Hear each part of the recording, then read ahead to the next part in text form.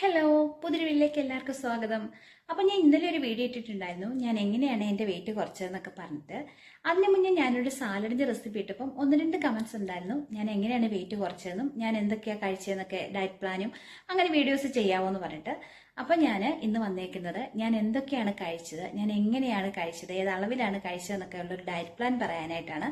ആദ്യം തന്നെ ഞാൻ പറയുന്നു, ഇങ്ങനെ ഡയറ്റും എക്സസൈസും ചെയ്തിട്ട് എൻ്റെ ബോഡിയിൽ വർക്കൗട്ട് ആയിട്ടുള്ള കുറച്ച് കാര്യങ്ങളാണ് ഞാൻ പറയുന്നത്. എല്ലാവർക്കും ഇത് ശരിയാകുമെന്ന് അറിയില്ല, പക്ഷെ ചെയ്ത് നോക്കിക്കഴിയുമ്പോൾ എല്ലാം അറിയത്തുള്ളൂ. അപ്പം നിങ്ങൾ ചെയ്ത് നോക്കുക.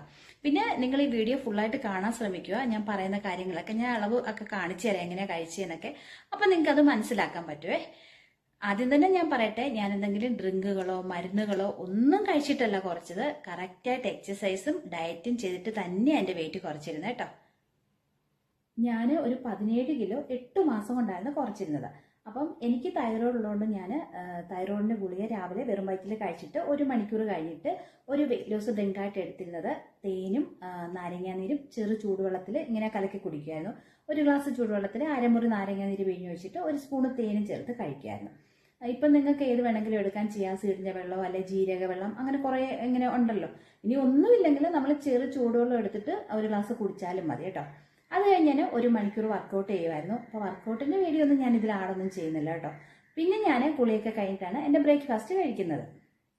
ഇപ്പോൾ ബ്രേക്ക്ഫാസ്റ്റിൻ്റെ കാര്യം പറയുവാണെങ്കിൽ ഞാൻ ഇന്നലത്തെ വീഡിയോയിലും പറഞ്ഞിട്ടുണ്ട്, ഞാൻ എന്താണോ വീട്ടിലുണ്ടാക്കുന്നത് അത് തന്നെയായിരുന്നു കഴിക്കുന്നത്. അതിന് അരിയുടെ ആണെങ്കിലും ഗോതമ്പിൻ്റെ ആണെങ്കിലും റവയാണെങ്കിലും എന്തുവാണെങ്കിലും.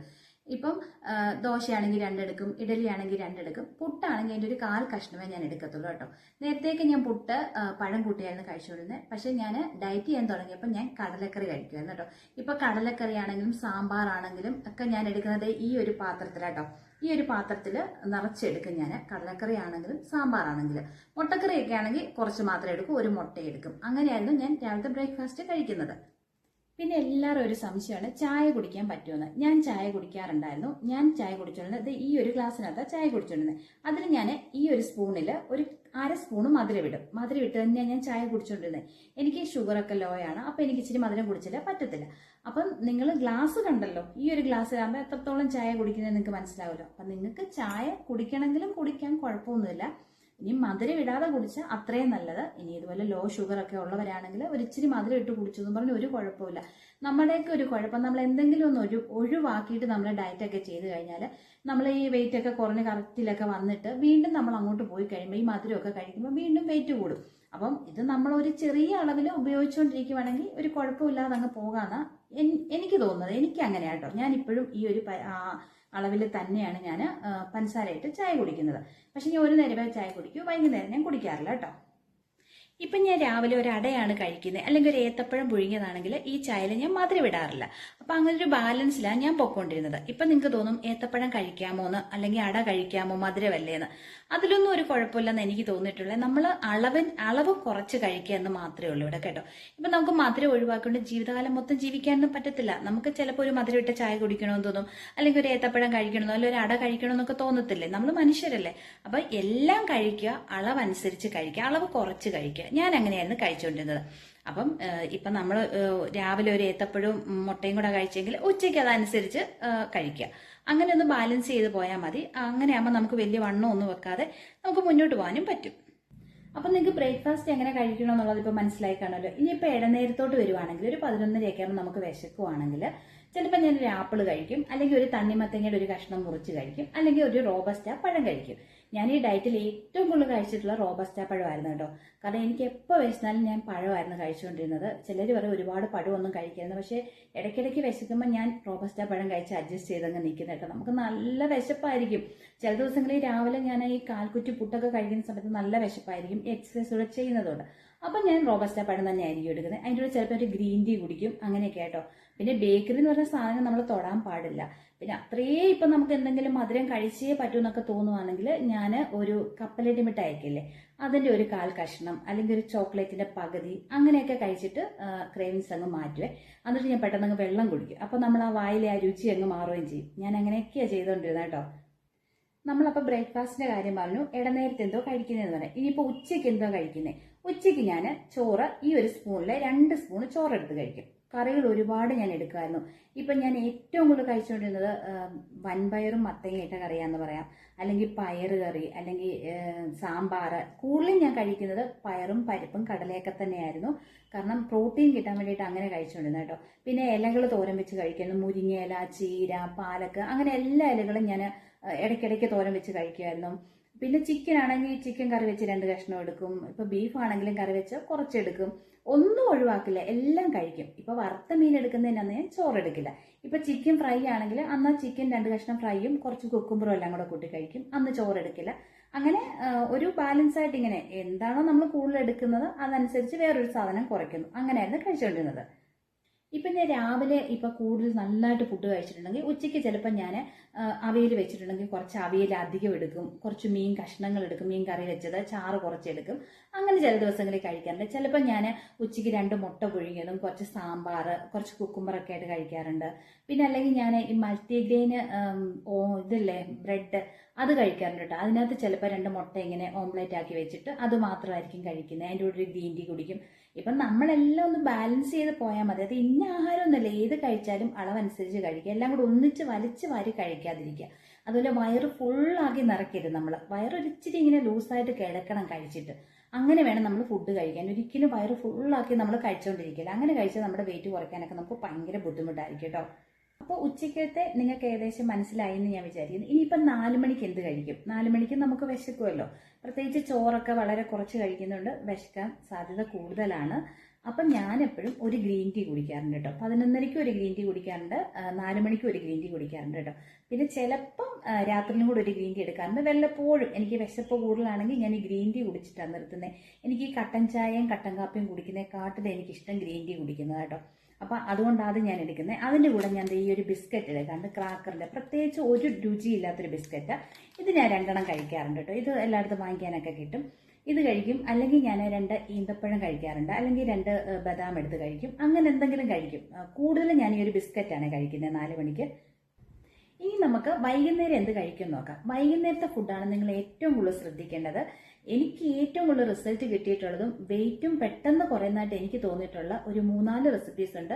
ഒന്ന് കടലമാവിൻ്റെ ദോശ, പിന്നെ ഞാൻ ഇന്നലെ ഇട്ട സാലഡിൻ്റെ റെസിപ്പി, പിന്നെ ഓട്സ്, പിന്നെ റാഗിയുടെ കുറുക്ക്, ചിക്കൻ സൂപ്പ്. ഇങ്ങനെയുള്ള സാധനങ്ങൾ കഴിക്കുമ്പോഴായിരുന്നു എനിക്ക് പെട്ടെന്ന് വെയിറ്റ് ലോസ് ഉണ്ടായതും വയറ് പെട്ടെന്ന് കുറഞ്ഞതും. അപ്പം നിങ്ങളും ഇങ്ങനെയുള്ള സാധനങ്ങൾ വൈകുന്നേരം എടുക്കാൻ പ്രത്യേകം ശ്രദ്ധിക്കണം. ഇതിൻ്റെയൊക്കെ റെസിപ്പി വേണമെങ്കിൽ ഞാൻ ഇടാം കേട്ടോ, എങ്ങനെയാണ് കഴിക്കുന്നത് എന്നുള്ളത്. ഈ ഓട്സ് ഒന്നും പാലിലൊന്നും കലക്കി ഒരു കാരണവശാലും കുടിക്കില്ല, ഉപ്പിട്ട് വെള്ളം പോലെ കുടിക്കണം. ഇപ്പം അത് നിങ്ങൾക്ക് വിശപ്പ് മാറുന്നില്ലെന്നുണ്ടെങ്കിൽ ഒരു മുട്ട പുഴുങ്ങിയത് അതിൻ്റെ കൂടെ നമുക്ക് എടുക്കാൻ പറ്റും.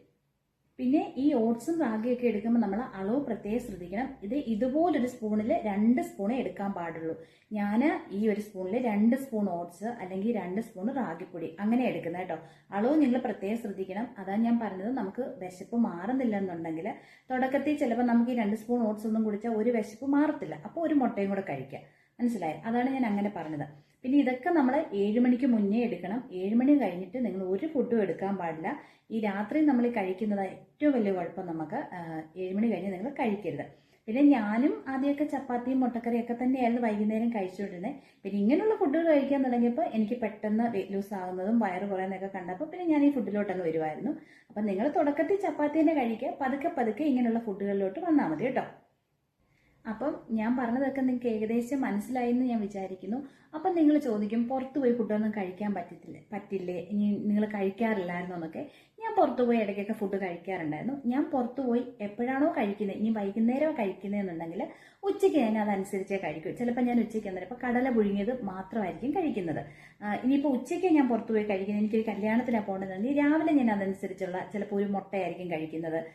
എന്നിട്ട് വൈകിട്ട് ഞാൻ പിന്നെ ഇതുപോലെ റാഗി കുറുക്കോ ഓട്സോ വല്ലതും ആയിരിക്കും കഴിക്കുന്നത്. അപ്പം നമ്മൾ എന്ത് കഴിച്ചാലും ഒന്ന് ബാലൻസ് ചെയ്ത് പോവുക. ഏത് നേരത്താണോ നമ്മളിപ്പോൾ കഴിക്കാൻ പോകുന്നത് അതനുസരിച്ച് അടുത്ത നേരം ഒന്ന് ബാലൻസ് ചെയ്ത് പോയാൽ മതി. പിന്നെ നിങ്ങൾ ഈ ഡയറ്റും വർക്കൗട്ടും ഒക്കെ ചെയ്യുന്നതിന് ഈ ഇടയ്ക്കിടയ്ക്ക് നമ്മൾ വെയിറ്റ് നോക്കാതിരിക്കുന്നതെന്നല്ല. ഞാൻ ആഴ്ചയിൽ ഒരു ദിവസം മാത്രമേ വെയിറ്റ് നോക്കാറില്ലായിരുന്നു. നമ്മൾ ഇടയ്ക്കിടയ്ക്ക് വെയിറ്റ് നോക്കിക്കഴിഞ്ഞാൽ വെയിറ്റ് സ്റ്റക്ക് ആവുകയൊക്കെ ചെയ്യും. അതൊക്കെ ഇതിന്റെ ഭാഗമായിട്ടുള്ളതാ. അതൊന്നും നമ്മൾ വലിയൊരു സംഭവമായിട്ട് എടുക്കേണ്ട കാര്യമൊന്നുമില്ല കേട്ടോ.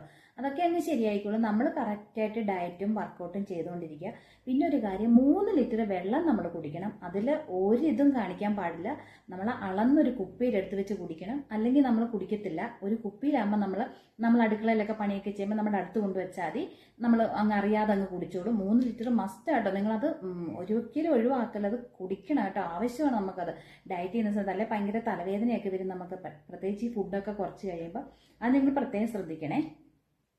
പിന്നെ നിങ്ങൾ ഉഴുന്നുവട, പരിപ്പ് വട, കുപ്പിയിൽ കിട്ടുന്ന കളർ വെള്ള, ഈ ഫ്രൂട്ടിയൊക്കെ ഇല്ലേ, അതൊന്നും ഒരു കാരണവശാലും കഴിക്കാൻ പാടില്ല. അങ്ങനെയാണ് നമ്മുടെ വെയിറ്റ് ഒന്നും കുറയില്ല കേട്ടോ. പിന്നെ ഇപ്പം നമ്മൾ പുറത്തൊക്കെ പോയിട്ട് വന്നിട്ട് നമുക്കിപ്പം വൈകുന്നേരം ഈ കുറുക്കുകളും ഓട്സും റാഗിയും സൂപ്പും അല്ലെങ്കിൽ ഒന്നും ഉണ്ടാക്കാൻ സമയമില്ലെന്നുണ്ടെങ്കിൽ ഉച്ചയ്ക്ക് വെച്ചിരിക്കുന്ന കറികൾ കാണുമല്ലോ വീട്ടിൽ, അതൊക്കെ എടുത്ത് കഴിക്കും. അവിയൽ, സാമ്പാർ, തോരനൊക്കെ കാണുമല്ലോ, അതൊക്കെ എടുത്ത് കഴിക്കാം. അതിലൂടെ നിങ്ങൾക്കൊരു മുട്ട കഴിക്കാം. നമുക്ക് മുട്ട ഒരു ദിവസം 2 ഒന്നും കഴിക്കുന്നതിന് കുഴപ്പമൊന്നുമില്ല കേട്ടോ. ഈ കാർബോഹൈഡ്രേറ്റ് പരമാവധി കുറച്ചുകൊണ്ട് നമ്മൾ പ്രോട്ടീനും ഫൈബറും ഒക്കെ അങ്ങനെയുള്ള സാധനങ്ങൾ കൂടുതൽ ഉൾപ്പെടുത്തുക. ഇപ്പം നിങ്ങൾക്ക് സ്മൂത്തി പോലുള്ള സാധനങ്ങളൊക്കെ കുടിക്കാം. എനിക്ക് സ്മൂത്തി തീരെ ഇഷ്ടമില്ലാത്തൊരു സാധനം ഞാൻ കഴിക്കാറേ ഇല്ല കേട്ടോ. ആകെ ഞാൻ പാലക്കിൻ്റെ ഒരു സ്മൂത്തി മാത്രമേ കുടിക്കാറുള്ളൂ. അതെനിക്ക് ഭയങ്കര ഇഷ്ടമാണ് കേട്ടോ. അത് ഞാൻ വൈകുന്നേരം കുടിക്കാറുണ്ടായിരുന്നേ. അല്ലാതെ ഓട്സിൻ്റെ സ്മൂത്തി എനിക്ക് അതൊന്നും കഴിച്ചാൽ പെട്ടെന്ന് വിശക്കും. ഞാൻ അങ്ങനെയുള്ള ഒന്നും ഉപയോഗിക്കാറില്ലായിരുന്നു. നിങ്ങൾക്ക് വേണേൽ അങ്ങനെയുള്ള സാധനങ്ങളൊക്കെ വൈകുന്നേരം എടുക്കാം കേട്ടോ. പിന്നെ നിങ്ങൾ ലഡു, ജിലേബി, ഈ പേട പോലുള്ള സാധനങ്ങളൊക്കെ ഇല്ലേ, അതൊക്കെ നിങ്ങൾ ഒരിക്കലും കഴിക്കാൻ പാടില്ല കേട്ടോ. അപ്പോൾ നമുക്കൊന്നും ഒട്ടും വെയിറ്റ് കുറയത്തില്ല. ഇങ്ങനെയുള്ള ഫുഡൊക്കെ ഒന്ന് ഒഴിവാക്കിയാൽ മതി. ഇതൊക്കെ തന്നെയാണ് ഞാൻ ചെയ്തിരുന്നത്. ഇതൊക്കെ ഞാൻ എൻ്റെ ബോഡിയിൽ ചെയ്തിട്ട് എനിക്ക് വർക്കൗട്ടായ കാര്യങ്ങളാണ് ഞാൻ പറയുന്നത്. അപ്പം എനിക്ക് വർക്കൗട്ടായെങ്കിൽ നിങ്ങൾക്കും തീർച്ചയായിട്ടും ഇങ്ങനെ ചെയ്ത് കഴിഞ്ഞാൽ കിട്ടുമെന്ന് തന്നെ എൻ്റെ ഒരു വിശ്വാസം. പക്ഷെ നമ്മൾ ചെയ്യണം. നമ്മൾ ഇപ്പം എത്ര കിലോ നമ്മൾ കുറയ്ക്കണം, അതാദ്യം നമ്മളൊരു തീരുമാനം എടുക്കണം. ഞാൻ ഇനി ഇത്ര കിലോയിൽ എത്തിയിട്ടേ ഞാൻ നിർത്തൂ. ഇപ്പം നിങ്ങൾക്ക് 75 kg, ഇനി 60 അല്ലെങ്കിൽ 50 അല്ലെങ്കിൽ 55 എത്തിയിട്ടേ ഞാൻ നിർത്തൂ. അങ്ങനൊരു തീരുമാനം നമ്മൾ ആദ്യം തന്നെ എടുക്കണം. നമുക്കൊരു ഉറച്ച തീരുമാനം വേണം. അല്ലാതെ ഇടയ്ക്ക് സ്ട്രക്കായിപ്പോയി വെയിറ്റ്, അയ്യോ എൻ്റെ കുറയുന്നില്ല, അങ്ങനെ ഇട്ട് നമ്മൾ നിർത്തിയിട്ട് പോകാനൊന്നും പാടില്ല. നമുക്കൊരു ദൃഢനിശ്ചയം വേണം, ഞാൻ ഇവിടെ എത്തിയിട്ടേ ഇനി നിർത്തൂ എന്നുള്ളത്. അതാണ് നമുക്ക് ആദ്യം വേണ്ടത് കേട്ടോ. പിന്നെ നമ്മൾ വെയിറ്റ് ഒക്കെ കുറഞ്ഞു വരുമ്പോൾ ചിലപ്പോൾ നമുക്ക് മുടി കൊഴിച്ചിൽ വരും. എനിക്കൊരു 50 കിലോ എത്തിക്കഴിഞ്ഞപ്പോഴത്തേന് ഭയങ്കര മുടി കൊഴിച്ചിൽ വന്നു. പിന്നെ ഞാൻ ഡോക്ടറെ കണ്ട് സപ്ലിമെൻ്റ് ഒക്കെ എടുത്തപ്പോൾ അത് മാറിയിട്ടുണ്ടായിരുന്നു കേട്ടോ. അപ്പം നിങ്ങൾക്കും എന്തെങ്കിലും വൈറ്റമിൻ്റെ കുറവോ മുടി കൊഴിച്ചിലോ ഒക്കെ വരുവാണെങ്കിൽ തീർച്ചയായിട്ടും നിങ്ങൾ ഡോക്ടറെ കണ്ട് സപ്ലിമെൻ്റ് എടുക്കണം കേട്ടോ. അതും നിങ്ങൾ ശ്രദ്ധിക്കണം. പിന്നെ ഇത്രയൊക്കെ ഉള്ളൂ. വെള്ളം കുടിക്കുക, ഇതുപോലെയൊക്കെ തന്നെ ഡയറ്റും എക്സസൈസ് നിങ്ങൾ മസ്റ്റായിട്ട് ചെയ്യുക. അങ്ങനെയൊക്കെ ചെയ്താൽ തീർച്ചയായിട്ടും കുറയുമെന്നാണ് പറയാനുള്ളത്. പിന്നെ ഞാനിപ്പം ഒരിത്തിരി വെയിറ്റ് കൂടിയിരിക്കുക. എനിക്കിപ്പോൾ ഞാനൊന്ന് വീണിട്ട് എനിക്ക് എക്സസൈസോ ഡയറ്റോ ഒന്നും ചെയ്യാൻ പറ്റാതിരിക്കുക. എന്നാലും ഞാൻ ചെറിയ ഡയറ്റൊക്കെ ചെയ്യുന്നുണ്ട്. പിന്നെ എന്ത് കഴിച്ചാലും പെട്ടെന്ന് വണ്ണം വെക്കുന്ന ഒരു ശരീരം ആയതുകൊണ്ട് എനിക്ക് ഇച്ചിരി വണ്ണമൊക്കെ വെച്ചിരിക്കുകയാണ്. ഞാൻ കുറഞ്ഞ വെയിറ്റിൽ നിന്നൊക്കെ കുറച്ച് കൂടിയിട്ടുണ്ട്. പക്ഷേ ഞാനത് ഇതുപോലെ തന്നെ വീണ്ടും ചെയ്ത് കുറയ്ക്കുകയൊക്കെ ചെയ്യും. അപ്പം നിങ്ങൾ എല്ലാവരും ചെയ്ത് നോക്കുക കേട്ടോ. എനിക്കതാണ് നിങ്ങളോട് പറയുന്നത്. നിങ്ങൾ ചെയ്ത് നോക്കുക, റിസൾട്ട് കിട്ടുന്നോ നോക്കുക. പിന്നെ എനിക്ക് വെയിറ്റ് കുറയുകയും മെലിയുകയും ഒന്നും മാത്രമല്ല ഞാൻ ചെയ്തത്, എൻ്റെ ശരീരത്തിന് ഒരുപാട് മാറ്റങ്ങൾ വന്നു എക്സസൈസും ഡയറ്റും ഒക്കെ ചെയ്തപ്പോൾ. എനിക്കാണെങ്കിൽ രാവിലെ എണീക്കുമ്പോൾ ഫുൾ നടുവേദനയായിരുന്നു. എണീക്കുമ്പോൾ തുടങ്ങുന്ന നടുവേദന, ഭയങ്കര നടുവേദനയായിരുന്നു. അതൊക്കെ മാറി. പിന്നെ എനിക്കിങ്ങനെ കഴുത്തിലും പുറത്തും ഒക്കെ ആയിട്ട് ഇങ്ങനെ വെളുത്ത് പാട്, ചില സമയം കറുത്ത പാട്. ഞാനിനി കാണിക്കാനൊരു ഡോക്ടറില്ല, കാരണം സ്കിന്നിൻ്റെ ഡോക്ടറെ കാണിച്ച് മരുന്നൊക്കെ എടുത്തിട്ടൊന്നും മാറുന്നില്ലായിരുന്നു. പക്ഷേ ഈ എക്സസൈസും ഡയറ്റും ചെയ്തപ്പോൾ അതൊക്കെ മാറി. അങ്ങനെ ഒത്തിരി കാര്യങ്ങൾ എനിക്ക് നമ്മുടെ പിന്നെന്താ പറയുന്നത്, എൻ്റെ നഖം ഇങ്ങനെ കാലിൻ്റെ അഴുക്കാവുന്നുണ്ടായിരുന്നു. അതിനും ഞാൻ ഡോക്ടറെ കാണിച്ച് മരുന്നൊക്കെ എടുത്തു. പക്ഷെ എന്താണെന്ന് അറിയത്തില്ല, അത് ഒഴിക്കുമ്പോൾ മാറും, മരുന്ന് ഒഴിക്കുമ്പോൾ മാറും, പിന്നെയും വരും. പക്ഷേ ഇങ്ങനെ ചെയ്തപ്പം ഈ ഒരു എക്സസൈസും ഡയറ്റും ആഹാരത്തിലൊക്കെ മാറ്റവും വരുത്തിയപ്പോൾ ഇതൊക്കെ ഇപ്പം ഇല്ലെന്നുള്ളത്, അതൊക്കെ പാടെ മാറി എന്നുള്ളതാണ്. അപ്പം നമുക്ക് ഒരുപാട് ഗുണങ്ങളുണ്ട് ഇങ്ങനെ ചെയ്യുന്നത് കൊണ്ട്. അപ്പം നിങ്ങളെല്ലാവരും ചെയ്ത് നോക്കാം കേട്ടോ. അപ്പോൾ ഇത്രയൊക്കെ ഉള്ളൂ ഇന്നത്തെ വീഡിയോ. നിങ്ങൾക്ക് ഇഷ്ടമായെങ്കിൽ ലൈക്ക് ചെയ്യാനും ഷെയർ ചെയ്യാനും സബ്സ്ക്രൈബ് ചെയ്യാനും മറക്കല്ലേ. അപ്പം ടാറ്റാ.